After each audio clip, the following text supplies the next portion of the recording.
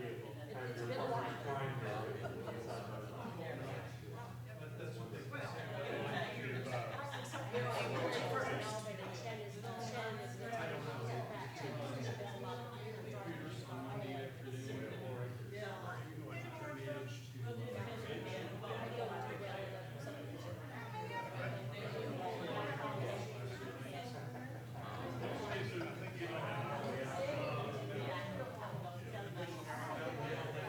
Yeah, or the HOA.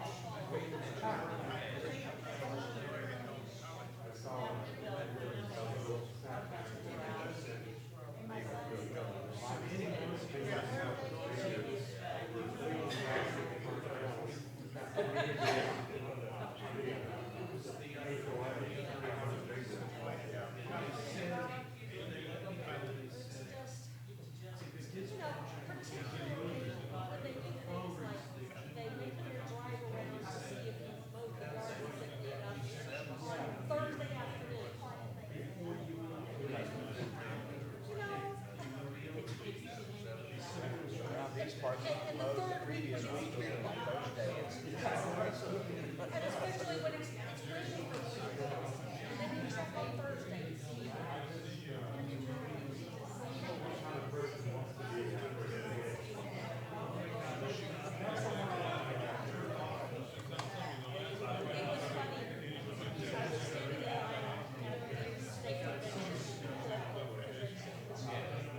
And I said, what's that? And to my embarrassment, the lady in front of me said, well, I used to be one of these. And I said, okay, well. Hopefully to do a better job than ours did.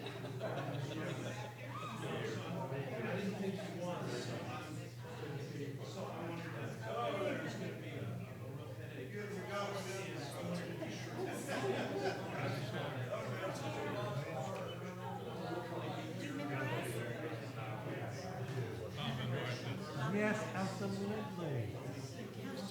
She's right there. She's doing fine. I waved to her. Yeah. Good to see you guys, huh? Good to see you. It's been a while. Last time we had a reunion. Well, we had a reunion. You were here for that. Yeah. It's been a few years. Yeah. How are you doing? I'm okay. Yeah. We just had a little bout with COVID last week, so we're still, I think we're all out and everything's fine, but I thought, well, just make sure. Oh, Biden says you don't have it. It's over. Well, that's true. That was the good news. Yeah. I'm glad he had that pronouncement. Yeah. Not sure he got Dr. Fauci's sign off on Yeah, that. it's good. Good to see you guys. You too.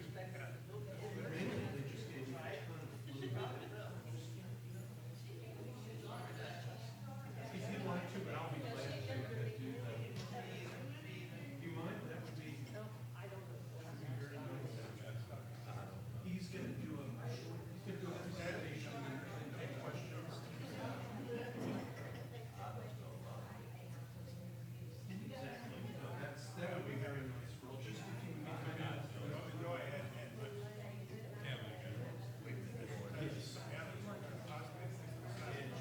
Same type of phone. Yeah, I'm looking at it. It's like a very, very good.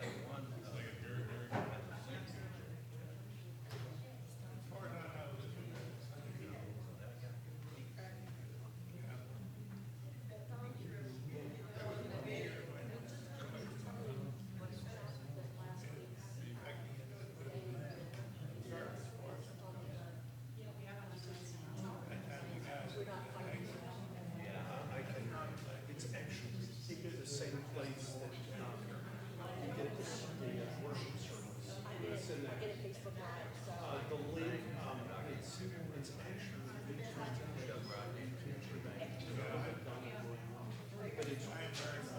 church doesn't get me too much. It's where we upload, it's where we get the link for all the services. Everything else. No, it is an. That's a bit of a misnomer. And actually, you'll get it over. show you afterwards. And Champ, Merle's gonna do your intro. I already turned in my costume. So I thought she would like that, and I have to sit down and get out of the graphics going.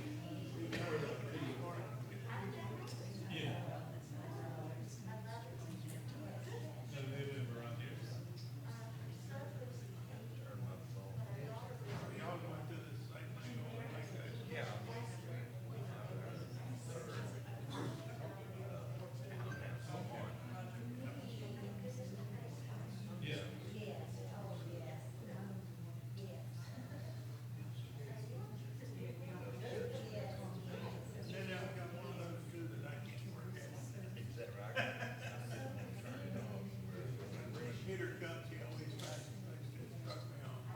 Yeah.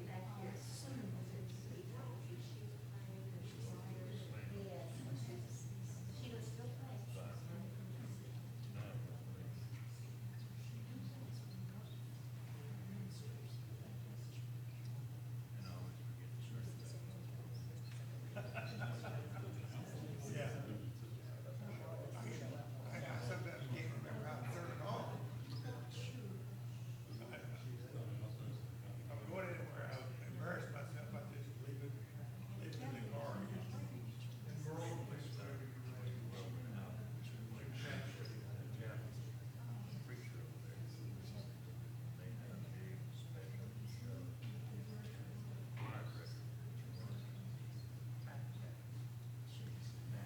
Good evening. I'm going to give you a little history on the chap in our church. In 1970, can you hear me? Okay, 1977, we had an elder preacher that was in poor health, and he was here for 2 or 3 years, and we found out that at that time you didn't know that we were getting a new preacher, but we found out we were getting a new preacher. And Jane Cunningham said, called me, and she said, "You're getting a new preacher." And I said, "Oh, who is it?" And she said, "I don't remember his name, but it's a churchy name." And so Chapel Temple is about as churchy as you can get. And so when Chap got here, he was, this is his first church, 22 years old. Yeah, young. Drove up in a Volkswagen minibus. And we thought, oh my goodness. But it's been a wonderful relationship. He worked well with everybody. The most elderly lady that we had in our church called him the boy preacher, but the rest of us, he was Chap. And he worked well with the kids. He worked well with the older people.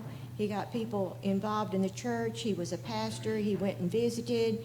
When he went out and visited Dr. and Kitty Stanger, Kitty was in another room, and she could hear him in there talking to Dr. Stanger. And she said, I thought right then, that boy, he must be older than I thought he was. And he went in there, and she was shocked that he was so young. He was here for about 3 years, and that was a wonderful time. From here, I think he went to the McDonald House, and while Chap worked on his doctorate at Rice University. And then they went to several churches that I can remember. I know they were in Lakewood Church in North Houston for a while. They went to Lindale, right? Derry Ashford Methodist Church, Alvin Methodist Church, and there's others in there that I've missed, but he's at Christ United Methodist Church in Sugar Land right now, and he's been on sabbatical. And the reason they are wearing masks, they're just getting over COVID, and they don't want to spread it around. But we're blessed to have him. When the Lord sent him to us, it was a blessing, and he's been a blessing to all the churches and the people that he has served. So let's welcome Reverend Dr. Chapel Temple.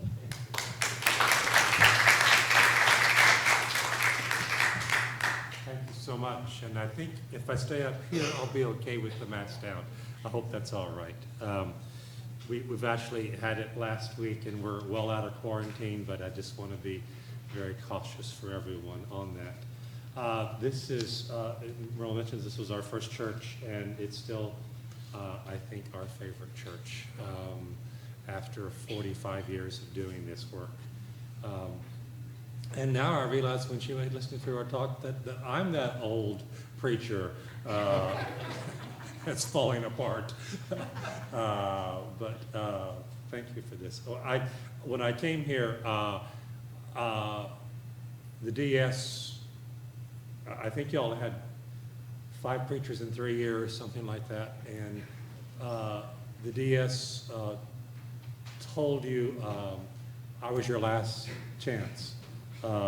He didn't tell me that, but he told some of you all that, and y'all were very nice. We stayed 3 years, so it was great. He also lied and said we were married and we weren't yet, and we had kids and I didn't yet, and that's when I discovered that all DSs lie.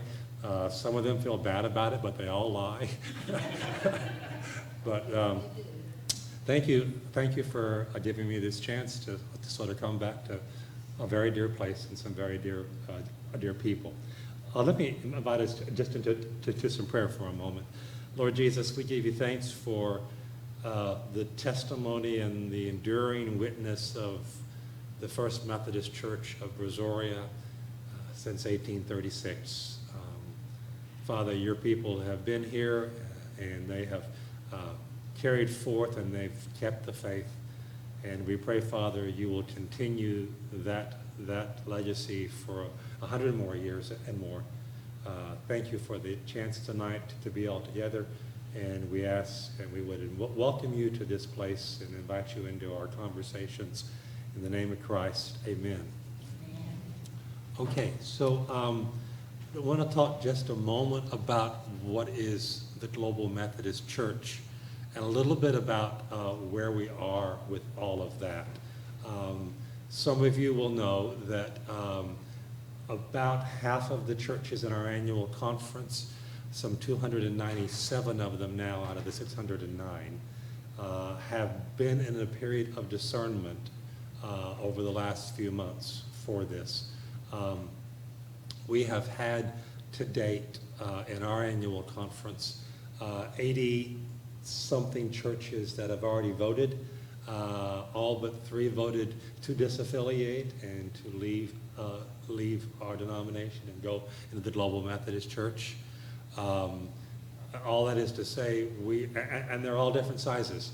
From the Woodlands Methodist Church, which is the largest church in our conference at some 14,000 members, to Marvin Methodist in Tyler, which is the largest church in East Texas, which just voted Monday night by an 84% vote to actually change.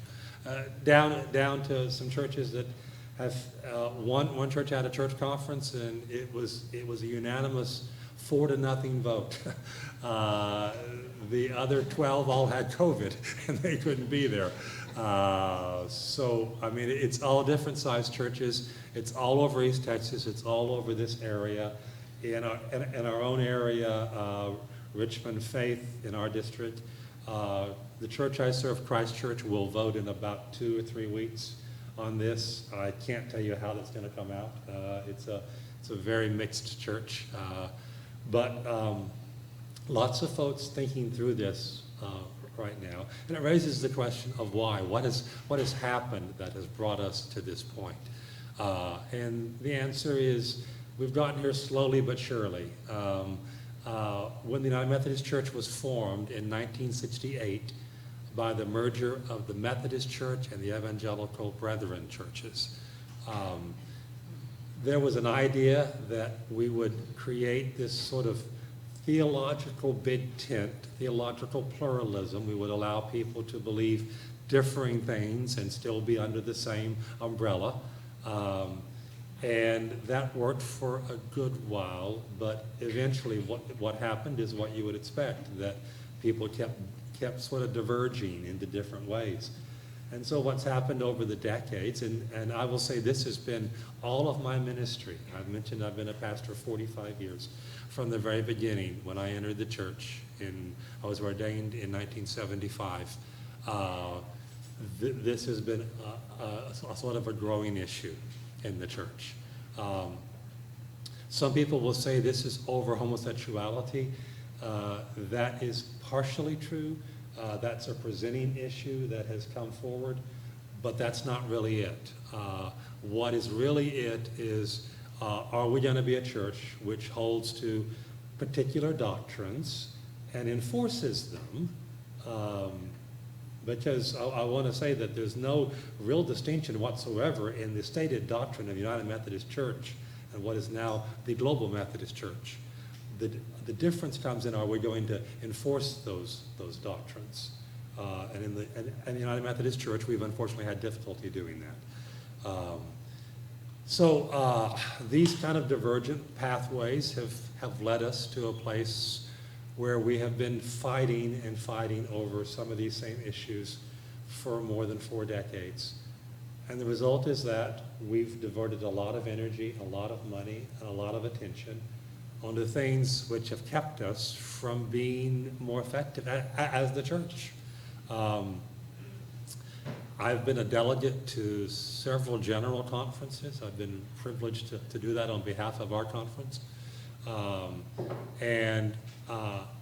We've fought the same fights for at least 20 years on those. And it's not been pretty, it's not been affirming, it's not been in any way helpful for anyone on any side. So now we're at a place where I believe there is this real divergence on several things. One is on some social questions, and the LGBTQ question is one of those. Let me hasten to add that if you've heard that Global Methodist Church is the anti-gay church, that is not the case in the least. But the Global Methodist Church is going to hold to what is now the United Methodist Church position, that while we welcome everyone into our church, all are welcome, everybody has a place here, we will not conduct same-sex marriages ceremonies in our churches. Our pastors won't do those ceremonies, nor will we ordain anyone who is in a practicing homosexual lifestyle. It's not to say someone who has an orientation or who has feelings, that's the totally different issue, but it is what they're doing with that. So that is one of the issues which is there. But the issues, as I want to suggest, go well beyond that. They have to do with the authority of Scripture. What do we really believe about the Bible? How much are we obligated to it? We have bishops and seminary professors and pastors who do not embrace what I would consider to be Orthodox Christianity. We have some who don't believe in the divinity of Christ, some who don't believe in the resurrection of Jesus, that's a sort of physical one, some who don't believe in the Scripture having an authoritative role in our lives. This is not everybody by any stretch. This is a small group of people by one measure, but it's also a widespread sentiment by other measures, because we have at least 16 or 17 annual conferences across this country, and one entire jurisdiction, which is the Western jurisdiction, which have openly embraced violating of the discipline, changing it, but not just changing it, just ignoring it. And there is one bishop who, for example, was elected in 2016, a lovely woman. She happens to be LGBTQ, is married to another woman.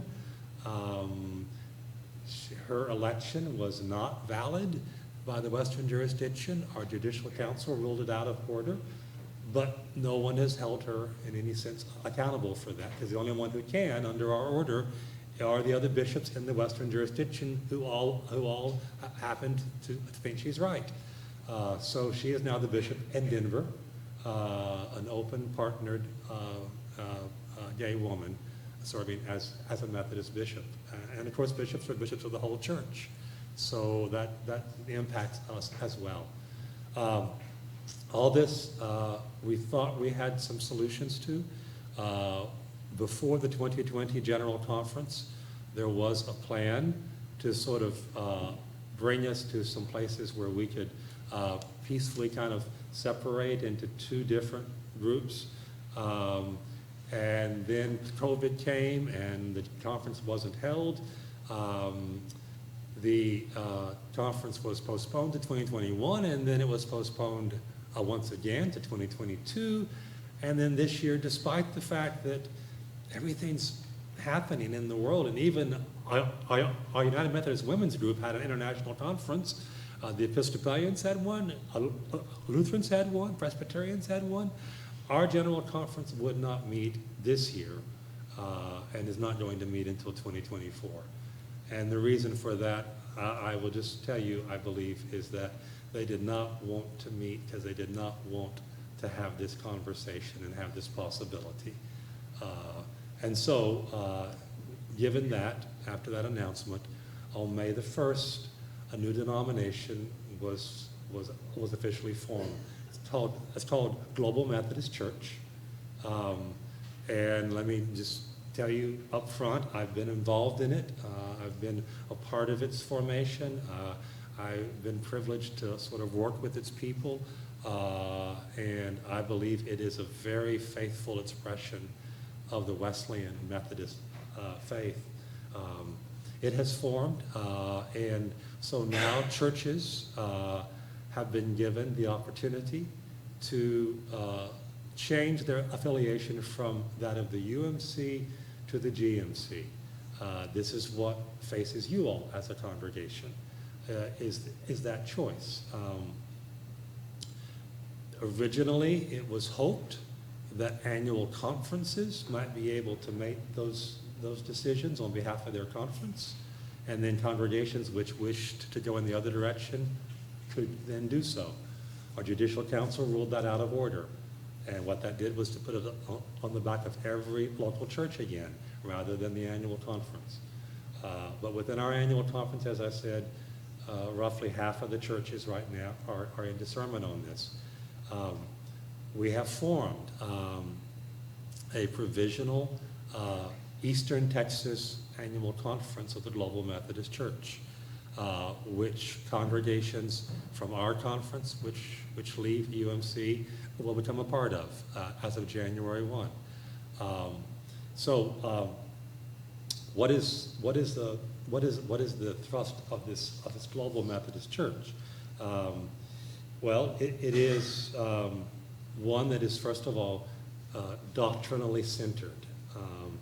And by that, what I mean is that the Confession of Faith, the Articles of Religion, Wesley Standard Sermons, the Nicene Creed, the Apostles' Creed, these are all the foundations of the Global Methodist Church. Now, these are also foundational standards for the United Methodist Church. But again, the question is not what are your stated doctrines, but what are you enforcing? What are you actually living by? And in the Global Methodist Church, that's what it will be. And that's Methodism is going to be centered on the Scriptures, and it's going to be sort of focus of the whole thing. There's different understandings of the Bible's authority. One of our leading pastors, he's one of our largest churches up in Kansas City. Most of you know him probably. He's a good pastor. He's a good author. He's written lots of studies. You've probably used them. A couple years ago, he came out with a book in which he said all Scripture can be divided into three buckets. One of the first bucket are Scriptures that express God's heart, character, and timeless will for all of us, for all time. The second bucket is Scriptures that expressed God's will, but it was for a particular time, and they're not binding any further. And the third was Scriptures that never fully expressed the heart, the character, or the will of God. Now, what that begs the question of, I think, my friends, is Well, who decides which scripture goes into which bucket? And the truth is that we decide that, in his view, based upon our own judgments. I just don't believe that that's our role. I think that's above our pay grade. I believe that God has given us the scriptures and expects us to sort of conform to them, not them have to conform to in fact, us. The Global Methodist Church is going to be very intentional about a sense of accountable, sense of discipleship. We think that's important, that everybody is accountable to, in fact, somebody. One of our difficulties is, as we've said, some of our leadership is not now in any kind of accountable role. We just can't change things with them. It's a church planting culture, which we think the Lord's called us to sort of be about this, and we're going to try to start about 3,500 new house churches in the next 5 years. It's mission driven, and it is kind of a leaner structure. I want to show you, our book of discipline of the United Methodist Church. I've written parts of this over the years. I've written resolutions which have ended up in this. This is our rule book. This tells us how we work. It is 898 pages. Okay. Now I want to show you the book of discipline, which is the transitional book of doctrines and discipline for the Global Methodist Church. And I was very first to be one of 3 people who actually wrote this. Okay. This is it, and it is 105 pages. So we've reduced it down dramatically. And the way you do that is you don't have to tell people how to do everything in every detail. You just say, have an SBRC and let them function, this is important. Within this book of discipline, there are our social principles. They are 48 pages long. Within here, our social witness is 2 pages. We really don't need to comment on everything under the face of the earth. It's just 14 simple statements about what it means to be a faithful Christian. It's a much leaner structure. It is a different understanding of bishops. Bishops within the United Methodist Church are elected for life. If you don't like one, you can't do much about them because they're like a Supreme Court justice. They're just there. Bishops in the Global Methodist Church will have terms of 6 years, and they can serve 2 terms.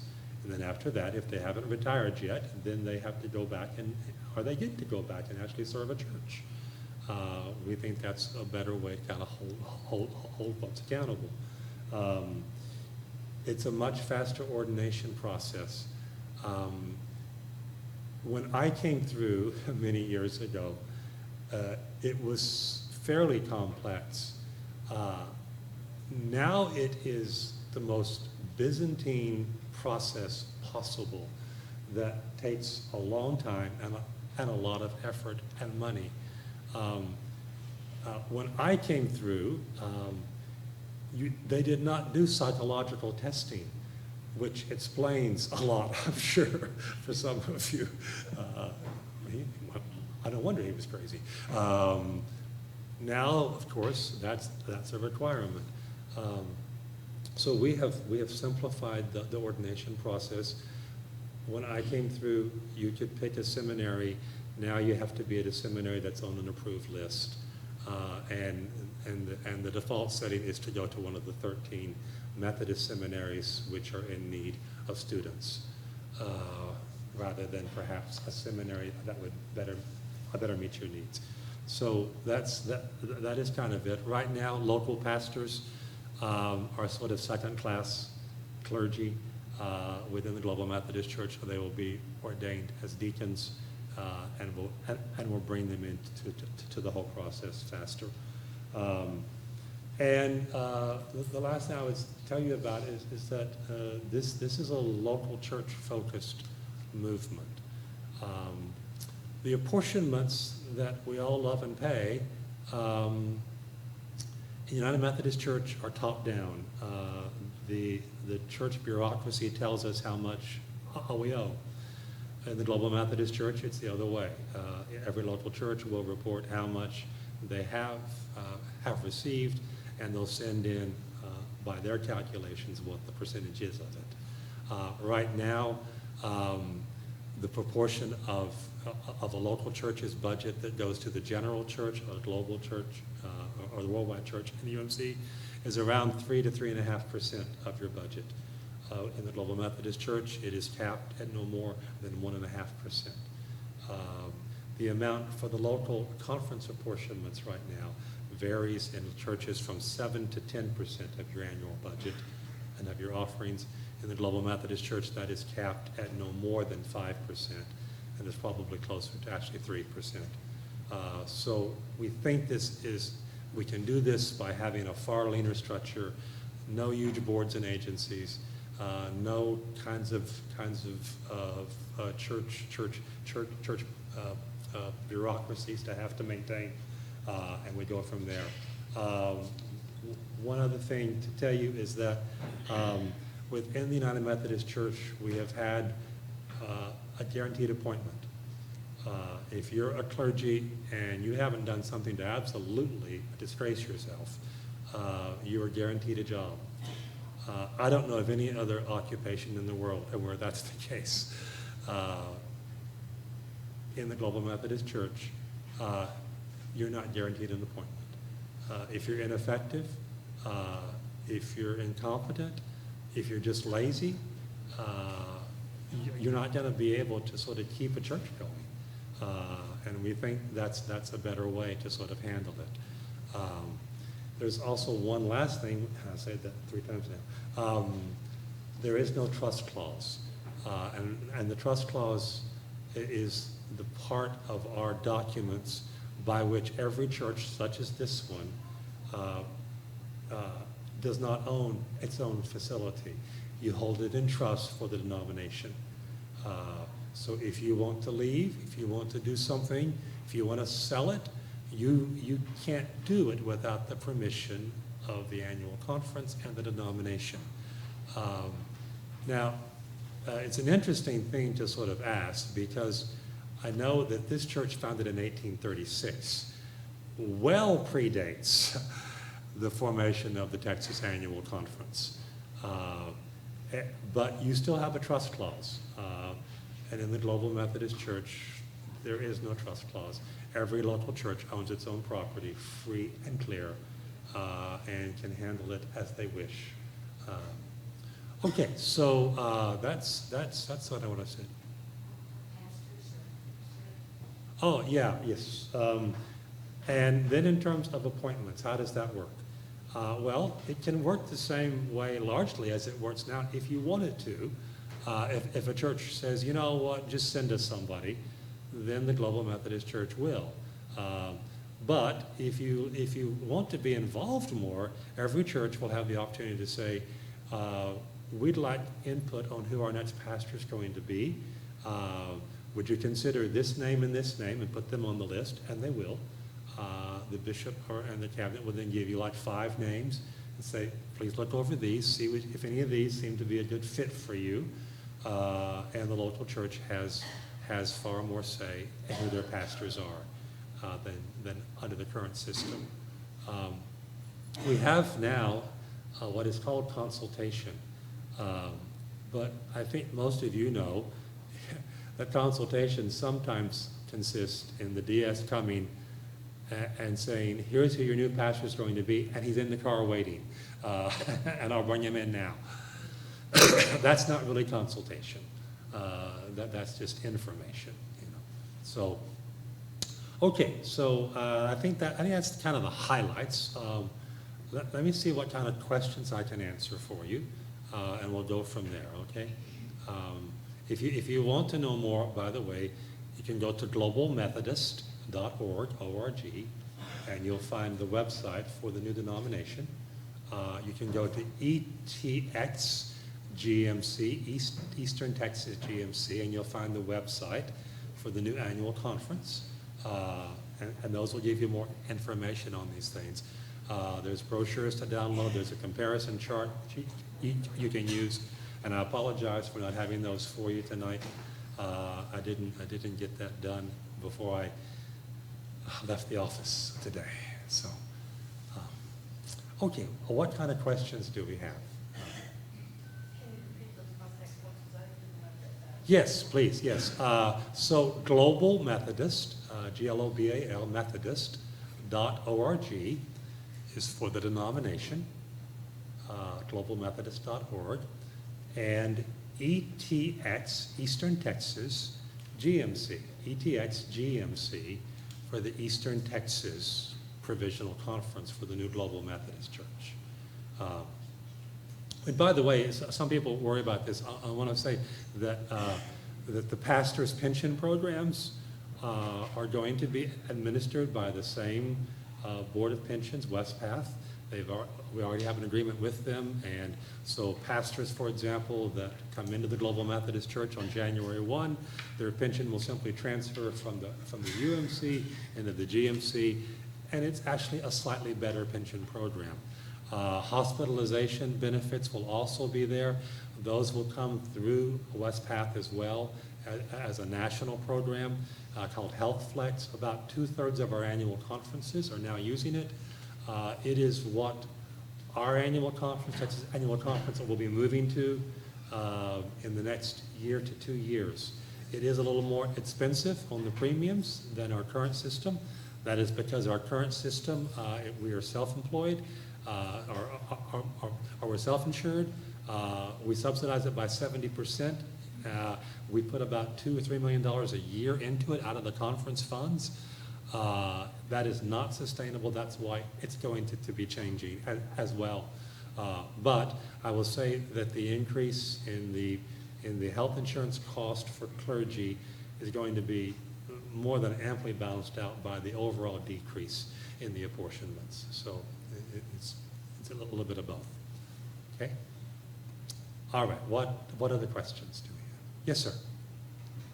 One of the things I pick up from what you're saying, and what we heard before, is one of the big differences is going to be enforcement of the rules. Yes, sir. Okay. What guarantee is there going to be in proper enforcement? And who's going to do it? Okay. The question is, with regard to the Global Methodist Church, how will any kind of enforcement of the rules work, right? Is that it? Yeah. First of all, the clergy and the churches which come into the Global Methodist Church are going to be asked, here's our doctrinal statement, here's our beliefs, will you subscribe to these and will you uphold these? Now, every Methodist pastor that is ordained in the United Methodist Church is asked that question. Do you know our rules? Will you keep them? And they all say yes, but then they don't all do it.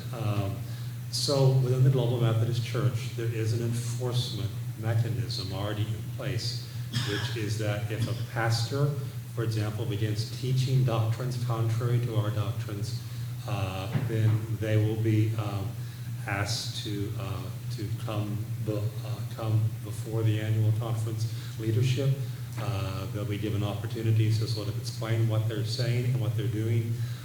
If we discover that it really doesn't match with who the Global Methodist Church is, they will be actually dismissed, and they won't be able to continue in that. And the same will happen for bishops. If bishops are not going to enforce our rules, which many of them just plain are not doing, they're just ignoring them, then bishops can be held accountable by the whole church and can be disciplined from that. If a congregation says, for example, you know what, we're going to conduct gay marriages here, and you can't stop us, and there's every attempt is made to sort of reconcile that with that congregation. If the congregation wishes to openly defy what the denomination's rules are, then that congregation can be involuntarily disaffiliated. So and I don't see that happening hardly ever, but the fact that it's there and it's possible is, I think, what sort of keeps us in the boundaries. Yes, ma'am. I've heard that it is being said that it could be very difficult for churches to find a pastor because there's not a large pool of pastors at this point. What is your estimation on the average time frame of all these churches disaffiliating at the same time? Well, a couple of things. One is, are we going to have enough clergy to fill all these churches? Right now, we are saying, and Bishop Jones has been the most gracious bishop in all of Methodism on this, he is saying as well that if a congregation wishes to go into the Global Methodist Church and their pastor wishes to do the same thing, that appointment will remain the same, and they'll stay there, and they'll stay together. If one of them, if the congregation goes into the GMC and the pastor stays in the UMC, which is very feasible too, that pastor's appointment will be maintained at least through the end of next June, so that there's not this immediate kind of January 1, crisis kind of thing. Right now, we're monitoring this pretty closely, and right now it is attacking pretty well churches and pastors. But I will say that in addition to the pastors which are coming over, which is a good number of them, we have a whole bevy of some retired clergy who have agreed to serve at least on an interim basis for a year or so until that's all set. And we have this whole cadre of what have been actually local pastors that we're now going to sort of bring into the fold better, and we can use them as well. So I believe that there'll be adequate clergy for this. I think the bigger issue is going to be on the other side of this coin, which is that we have more progressive clergy than we have progressive congregations. So in the continuing UMC, they may be scrambling because they're still going to have a guaranteed appointment to place all of the progressive pastors someplace because they may not have enough churches for them. Yeah. What else? Lots of good whispers on the back row. I don't know what. I've got some online. Yeah, Don. Thank Okay, you. I'll start with, and I'm going to read these. Sure. First, it says, if the first UMC, meaning us, disaffiliates from the UMC, because I think what they're saying is they understand this being a two-vote process. Yes, sir. If they disaffiliate from the UMC, would they then hold on there, I'm sorry, we got some feedback. Oh, that was me. I'm sorry. No, it's okay, you should have heard it in my earphones. Would we have to join the GMC right away upon disaffiliation? So No, that's the first question. no. It is two different votes. To disaffiliate from the United Methodist Church, you have to have a 2/3 vote of your membership, of those who are present at a church conference. There is no absentee voting. You have to be in person for it. You can't send a vote. You can't proxy vote. You have to be there. That's according to our vote of discipline. So if 2/3 of those who are present vote to disaffiliate, then the congregation will have to submit this is Methodism. There's always going to be paperwork. There's some forms you'll have to fill out. You'll have to do some things like that. But then the second vote would be if you choose to affiliate with the Global Methodist Church, then you have to have a vote for that, which is a simple majority. Now, I will say, for example, that the Woodlands Methodist Church voted to disaffiliate from the United Methodist Church about a month ago. They have not yet voted to affiliate with the Global Methodist Church, although that is their a plan. And they'll be doing that, but you don't have to do it at the same time. It can be done separately or in a separate motion. We might mention what is the cost of this financially, because someone may be wondering that. So I don't know what the status is of your apportionment payments here. Yeah, the figure from the conference a month ago-ish was, early this month, I guess, was just under 5K. Okay. So what you have to do, what every church has to do according to the discipline, is you have to have paid all of last year's apportionments in full, all of this year's apportionments in full. There was going to be as well your portion of the conference's unfunded pension liability, but we were able to work that at annual conference where we credited the conference pension a reserve fund against the unfunded liability of the conference. And now the market forces have changed, and so right now there is zero pension liability for every congregation, which is great, you know. So really all you have to do is make sure you paid last year's apportionments and this year's, and then that's it financially for you for this. And in turn, you will receive the title back to your property, and you will own it outright, which is generally it's a pretty good deal. From my congregation, that's several $1 million worth of property, and it's well worth it, you know. So, yeah. Question on the deadlines, because I understand that if the new bishop that comes in as of January the 1st may still be okay with all of this, but if he chooses not to, Yeah. and we can't get all of our deadlines met, Mm-hmm. we choose to go global, but we haven't satisfied the deadlines. Mm-hmm. Do they keep does the UMC keep our property, or They will keep it as long as they can, I'll tell you that. Here's the thing about deadlines, Sheila, is that in the 2019 called session of General Conference, which I was a delegate to, there was a paragraph inserted into the Book of Discipline, paragraph 2553, which allows congregations by a 2/3 vote, meeting these requirements, to withdraw from the United Methodist Church and have their property back.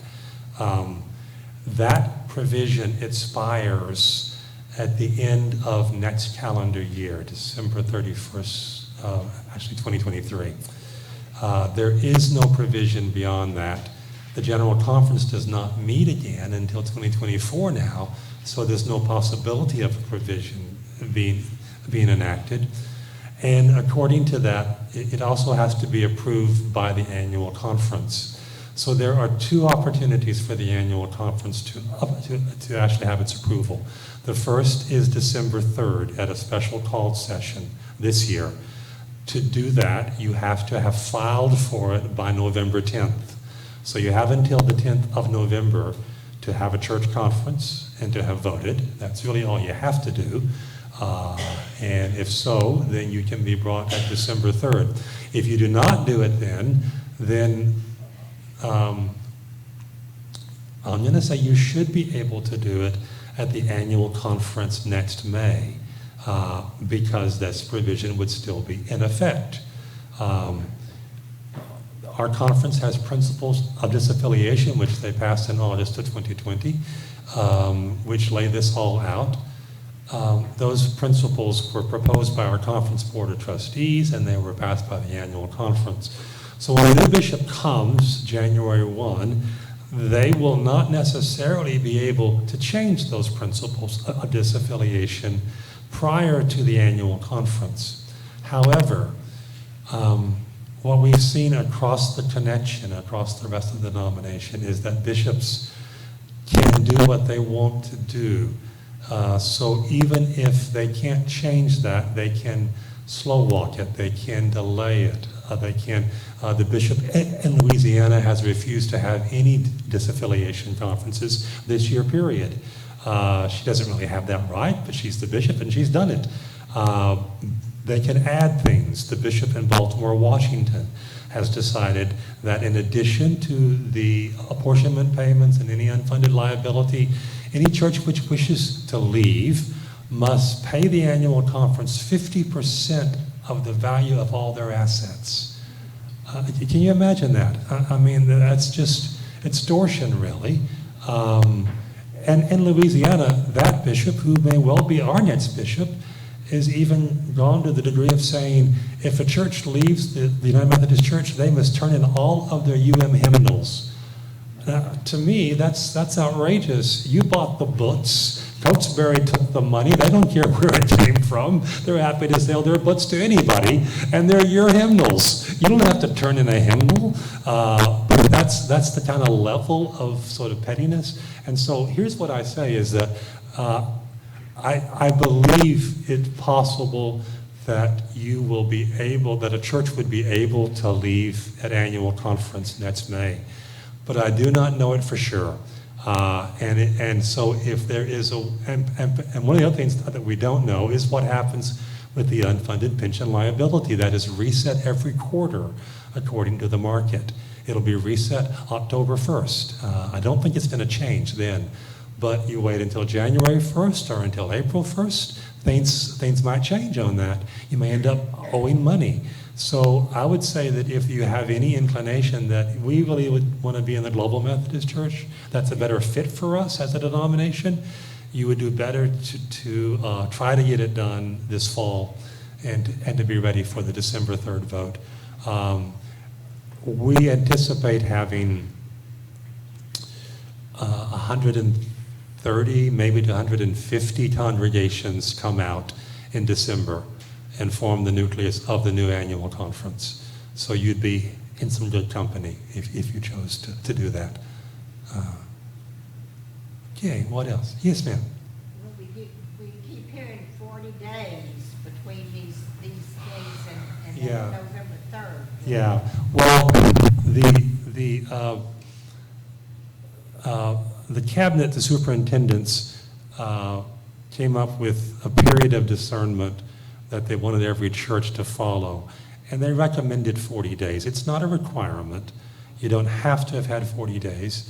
It obviously would vary with the size of the church. How long do you need for this, you know?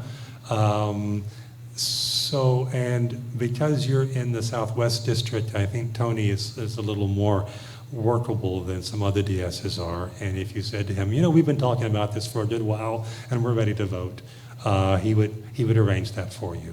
But again, you need to have that church conference prior to November 10th, and really a couple days before that if you can, so you have time to get all the paperwork done and to get it in. That's the only hard and fast deadline.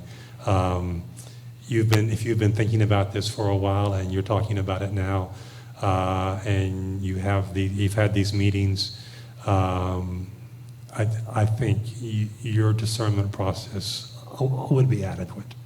Yeah. Yes, sir. I might make one suggestion, is since there's real estate involved and financial assets, whatever, I think it would be a very good idea if the church did vote to disaffiliate, that they should consult an attorney to make sure that they're following proper legal procedures and don't have any, Yeah, and we have, we've had some churches do that. What was the comment? Yes, it was a question of, since this involves legal and financial things, should a church have an attorney involved in it? I will tell you that we, at our church, I took all of this as a part of the process first to our finance and to our trustees, and had them review all the fiduciary parts of it and the property parts of it.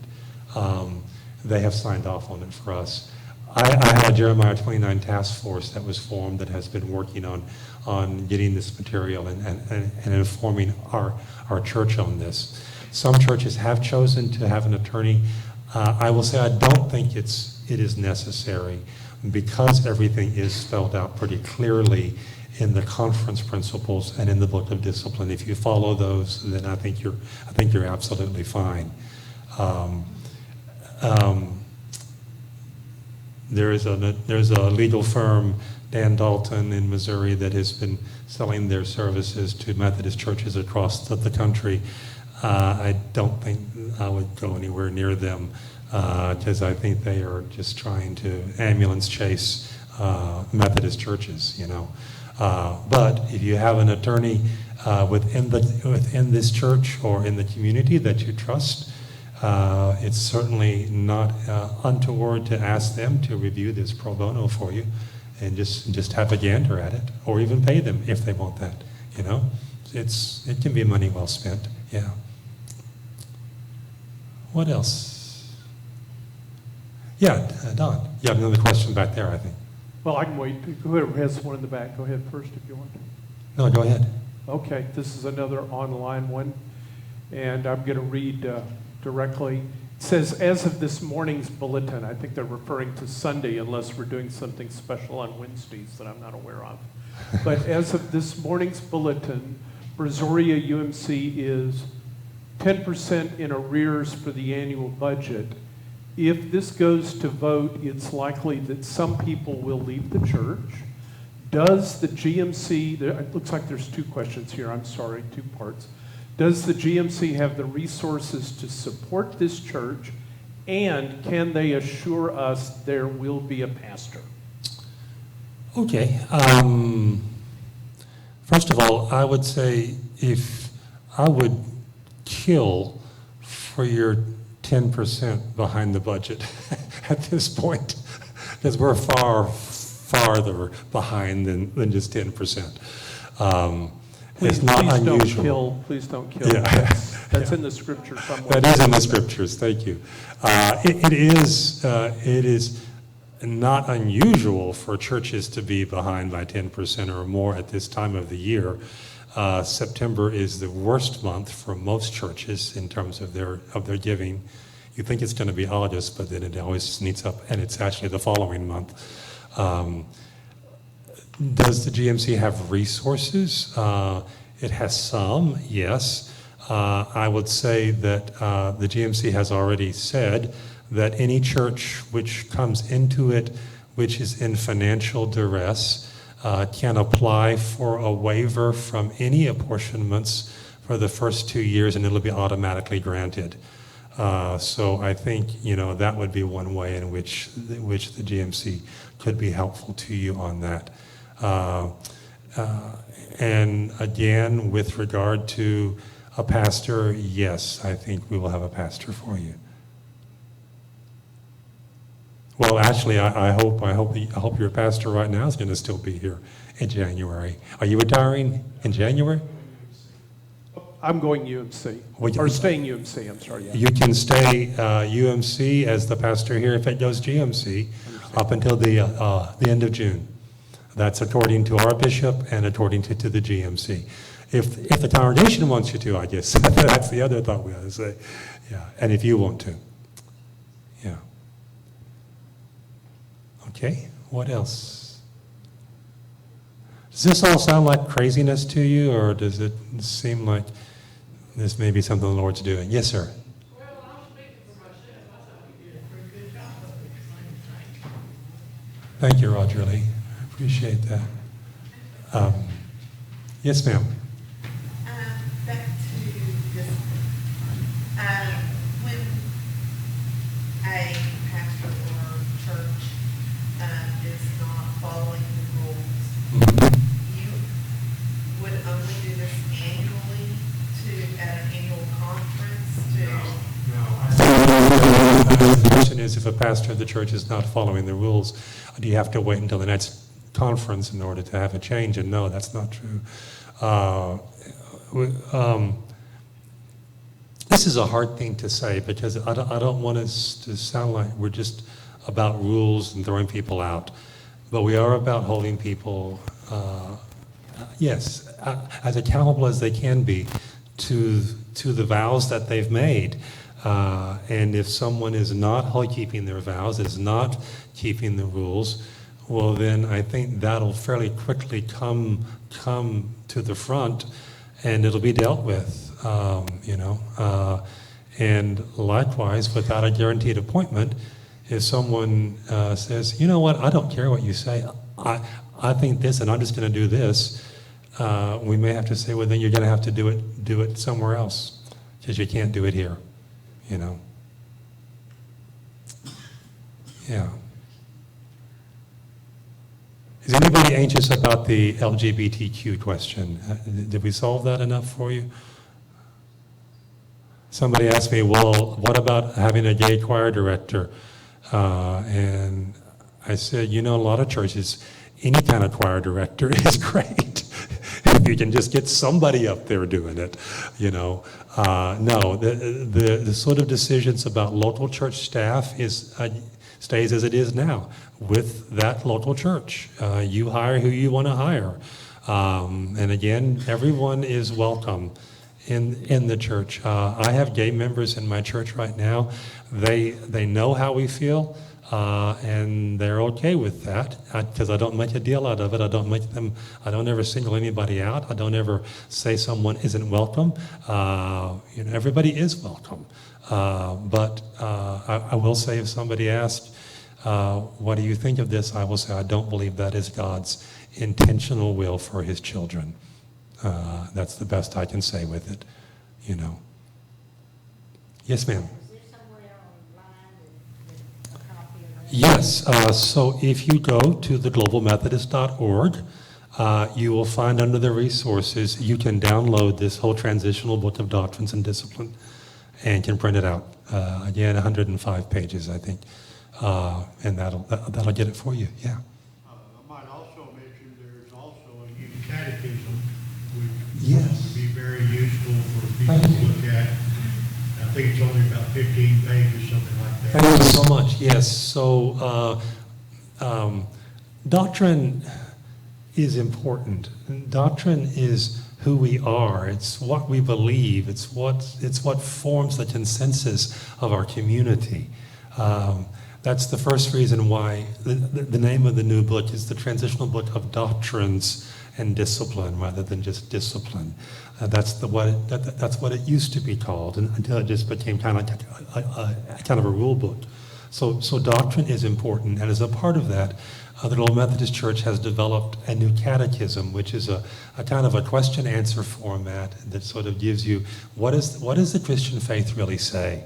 And that catechism is intended to be used for Sunday school classes, for confirmation, for adult groups, for Bible studies, for all kinds of things. And we think that is going to be one of the ways in which we go back to what we kind of stopped doing, which was teaching our people doctrine, teaching people what we really believe. Yeah. Okay? Yes, sir. Bob? Yes. If a church decides to go into the period of discernment, do they have to take a vote to do that, or Yes. The church needs to have voted on that. It doesn't have to be any particular body. If you have a church council, it can vote to do that. If you have a group like this one, it can vote to do that. It just has to be that some part of the membership has said, we want Brazoria First Methodists to be in discernment, and then we want to have a vote, DS doesn't have to be here The DS has to be here for the vote. for the vote, It doesn't have to be here for that part, no. for discernment. No, he doesn't have to be. For the discernment meeting, for the discernment vote, or for? He doesn't have to be here for a vote to say, let's have discernment. He does have to be here for a vote on the affiliation. Yeah. And the one thing I would say to you is that if you think you want to do that, I would call the superintendent tomorrow and I would say, would you get us on your calendar for a potential disaffiliation conference sometime prior to the 10th of November. And that way you can be sure that it's done. I know of one in a different district not far from here where their district superintendent is not being cooperative, and he told the church, I'm sorry, I don't have any dates available until January. And what I've shared with them is call the bishop, because the bishop will come do it. And he will. Okay, so it doesn't have to be the DS. It doesn't have to be the DS. Bishops always trump DSs. Yeah. Okay. Anything else anybody has? Got, Yeah. going back here. Well, first one is from the same person. It's a short one. I believe the answer is yes, but just to verify, in the GMC, will pastors be itinerant? Yes. That's what I Yes, thought. we are itinerant. And then the other one having to do, as you were just describing, it says will the transitional book of doctrines and discipline in the GMC, and I suspect he's inferring to meaning will it get bigger, but he says will it evolve into a permanent book Yes, as the GMC yes. faces tough issues, quote unquote. Thank you. Actually, it's called the Transitional Book of Doctrines and Discipline because we did not want to enshrine everything before there is the opportunity for a convening conference for the new denomination. That will take place either next fall, probably next fall. It could be in the spring, but probably in the fall or the summer. Once we have conferences formed and we have churches ready to send delegates, then there'll be a convening conference. They will adopt a permanent book of doctrines and discipline. I think that this book will form the basis of that. There will be some things that we did not have in this book. For example, within the transitional book, there is no stipulation for how you elect bishops. That is because we did not plan to actually choose any during this period.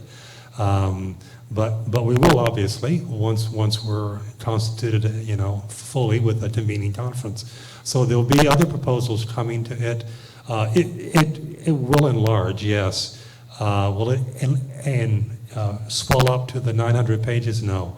I don't think it'll ever be more than 150 to 200 pages. Okay. In the transition period, say for instance, our church chooses to go below Methodist, and we decided that it's done by December the 3rd, and we go into the first part of this next year. What governing body do we have that we can go to? Yes. With questions? So, yeah, during the transition, I will say that any church, again, which wishes to disaffiliate must file with the annual conference by November 10th. On December 3rd is the called session of the annual conference up at First Methodist West Chase, up in Houston on the west side. That conference will give approval to all of the congregations which have filed for disaffiliation. The effective date of the disaffiliation for everyone would be December 31st. So up until December 31st, you remain as a part of the United Methodist Church, as a part of the Texas Annual Conference. As of midnight, January 1st, if you have so applied and been accepted, which you would be, you become a part of the Global Methodist Church and of the Eastern Texas Annual Conference. So there's no real gap in that. There's a governing structure over you all the way through, except for possibly somewhere between 12 and 12:01 midnight. I'm not sure. That's your time to go wild. Yes, do your own thing for those 60 seconds. Yeah. Okay, anyone else?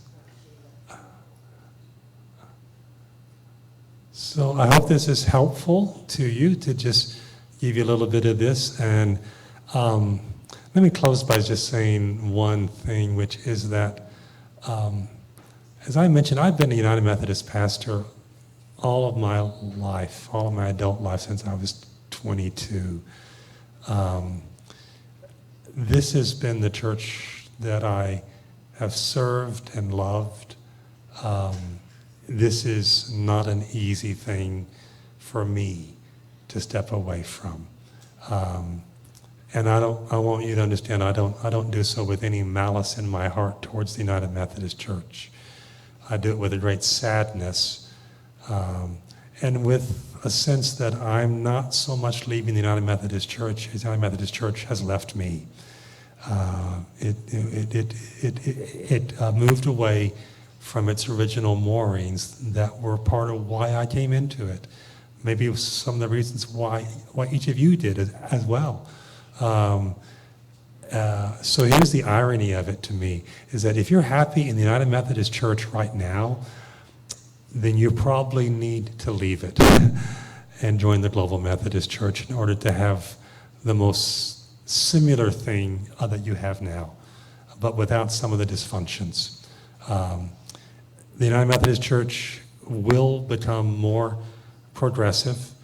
The question is how fast and how much, and I couldn't answer that. But as soon as the African churches are largely gone, then, and the conservative churches have left, there won't be anything to hold any brights on some of the progressive ideologies that some within our denomination have been pushing. And I mean, it's everything from abortion on demand to full term to boycotting Israel. I mean, these are all fights that we've been having for the last several years, that I've been having in the General Conference, to allowing, well, there's a Methodist pastor in Ohio who preaches and performs as a drag queen, and goes into churches doing that.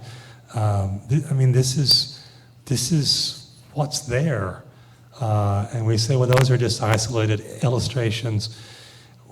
Yes, but they're also trajectories and indicators of how the church is going.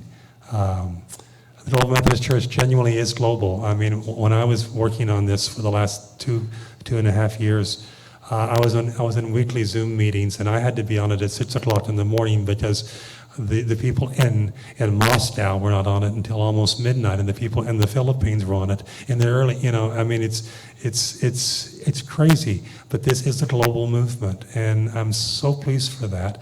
And in point of fact, Americans will become the minority in the Global Methodist Church, and that's going to be really one of our joys, is to be in that kind of a worldwide fellowship. UMC is as well, I understand, but I will say that we don't treat everybody quite the same. Out of the Council of Bishops that has taken unprecedented powers during the COVID crisis, every one of the leadership's an American. There's not an African. They're 45% of the church right now, and there's not an African in one leadership role in the Council of Bishops. One of the reasons why they did not want to have General Conference is because they'd have to reapportion on the numbers, and that would give Africa even more delegates and America even less. So I don't believe we are acting in any kind of fair way towards the rest of the global church, and Global Methodist will. Thank you so much for your time tonight and for being here. Yes, ma'am, one more. Can I ask two more questions? Two more questions, absolutely. What are the requirements for someone to become an elder or a pastor in the global church? As far as, can they be a licensed minister? Do they have to be, what does it take for them to become ordained? So for ordination in the Global Methodist Church, we have, as I mentioned, streamlined the path. We've opened up the process so that you can go to any number of actual seminaries or do the course of study, which is why some people used to do this. Local pastors that are now, people that are now in that role will be will become deacons. We're returning to what was the practice of the church for 1800 years, which is that to become an elder, you first become a deacon, you're ordained that, and then you're ordained an elder. So the educational kinds of requirements are still there, but they've been loosened and allow other ways of fulfilling them. You still have to go through the process, you still have to go through a board of ministry, you still have to do all of those things. But we believe we can do it in a far quicker way for people rather than drag them out for what is a matter of years, really. Yeah. And your other question was, I'm sorry, did you have another question? Or? Yes, I did. Do we need to call another meeting to even vote on discernment, whether or not, we even, I'm going to defer to your pastor on that, but I don't believe there's any formal requirement that the decision to enter into discernment has to be made by the governing body. It has to be made by somebody at the church. And so if you are, and from what I understand, this looks like a pretty good representation of your congregation here tonight. If you all wanted to do that, I would think that would be an agreeable way, but I'm going to defer to Don on that. He's the pastor in charge here. Well, the only thing I would say is we didn't announce that there was going to be any kind of voting taking place, that this was an informational session. I think it would be...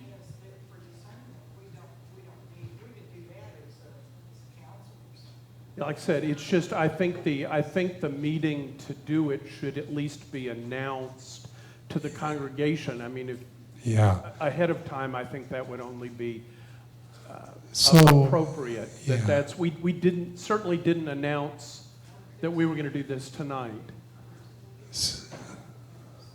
right? But would we have even more folks if we said we were going to have a meeting at another point? That's the only thing I'll say.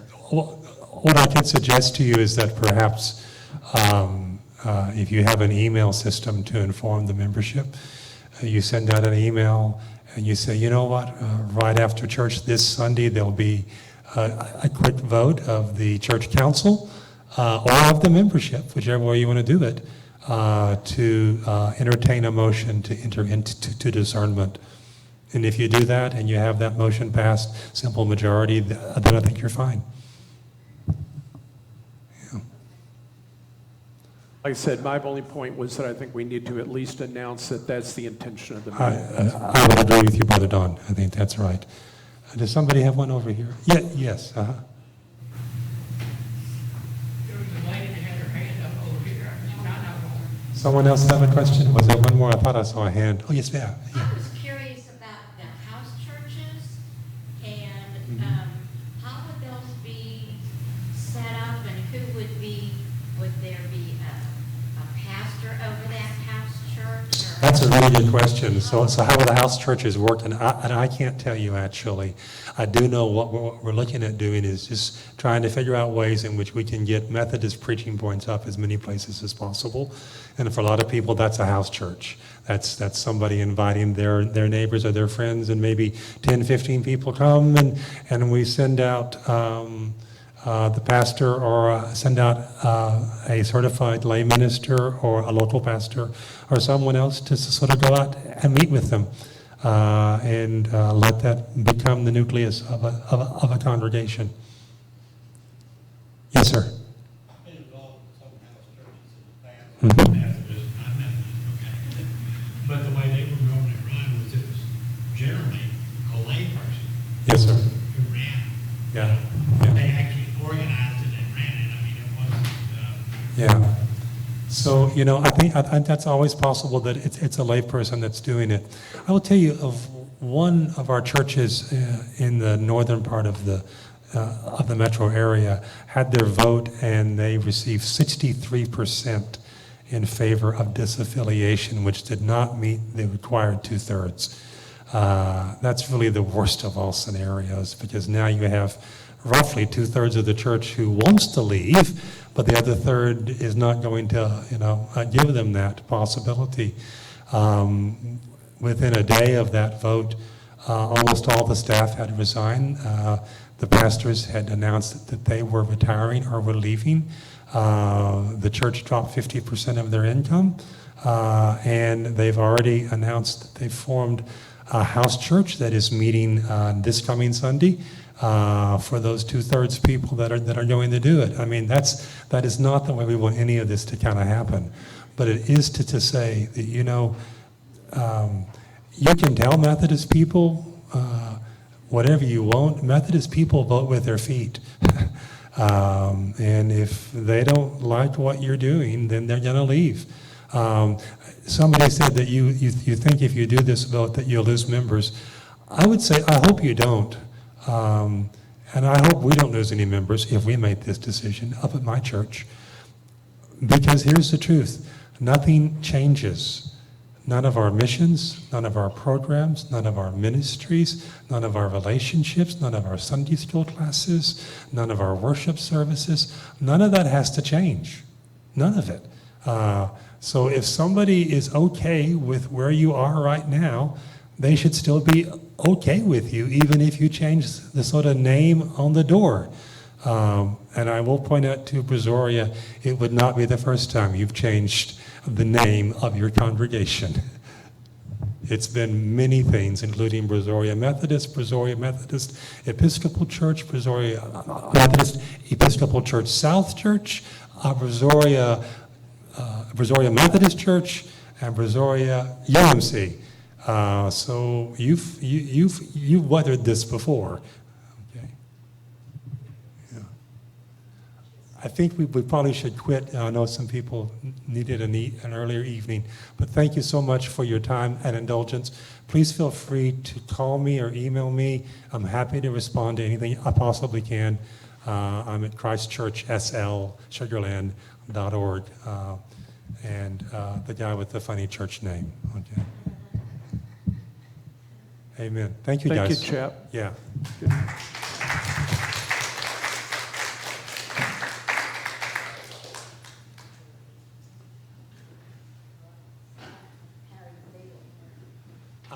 I'm a little tired, but I'm doing good. Thank you.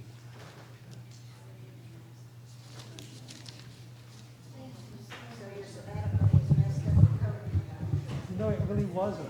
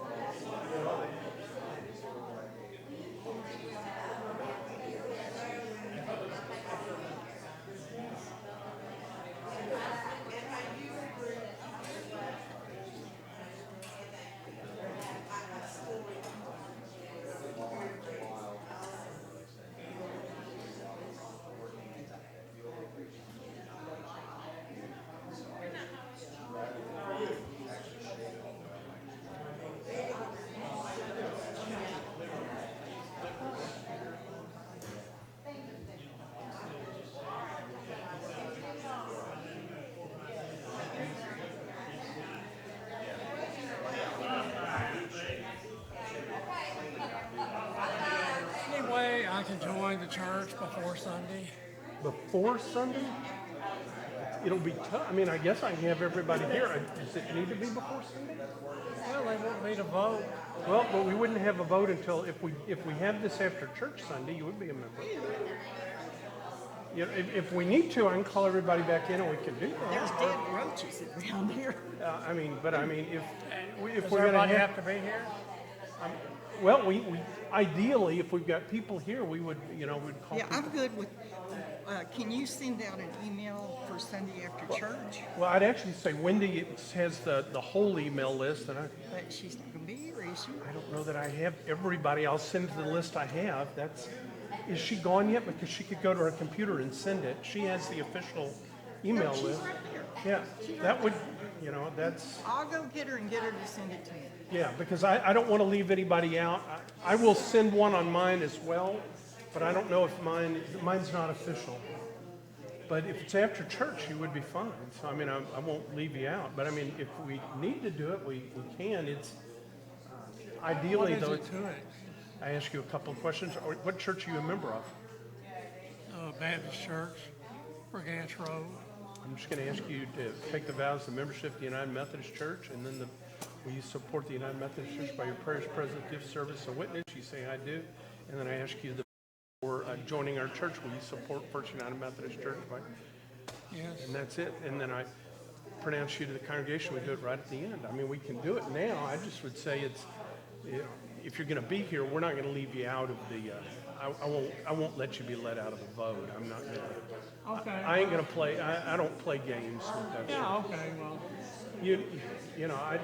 But it's also kind of an important deal, and I have put it out to the people online. If somebody wants to join, I've got to find out from the DS if I have any other options.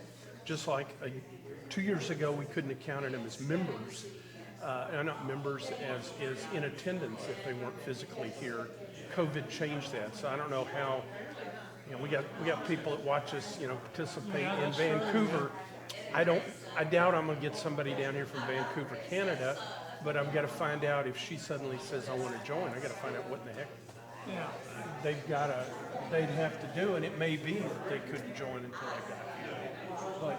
But if you're going to be here Sunday, I won't leave you out of the vote. That's just come up at the end of the service, take the vows of membership, and it takes. After everybody leaves or before? No. During the closing hymn, Okay. always people come up. Okay. Hopefully Charlie's back, because if not, it's just one more running back and forth for me. So Hopefully he'll be back. Okay. I hope so, but that's the game plan. Okay.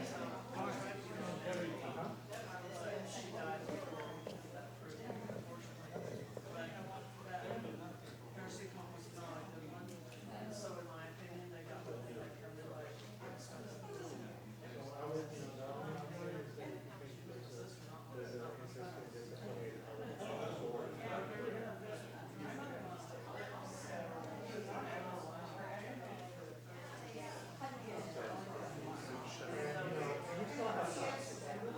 Yes. Charlie's gonna.